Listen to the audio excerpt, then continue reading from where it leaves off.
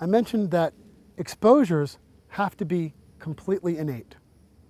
And I also mentioned earlier that when our backgrounds are darker than our subject, the overall situation is a little bit darker, we need to take our exposure compensation when in an automatic mode, such as aperture priority, which is what I use primarily. When I look at this scene, I'm looking for this wonderful highlight right on her face.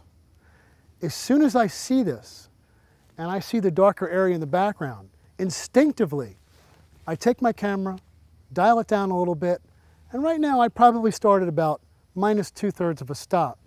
In order for me to capture this highlight on her face, okay, and capture this scene exposed properly.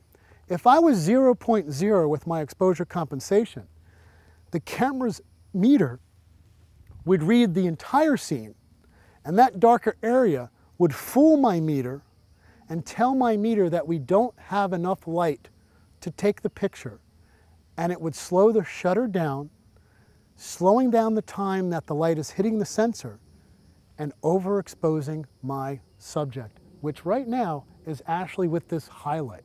Before I put the camera to my face, I automatically see the dark area behind there.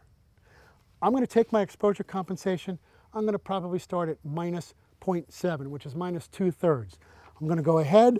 I'm going to take a frame. I'm going to glance very quickly. I don't sit there and chimp. I don't sit there and look forever.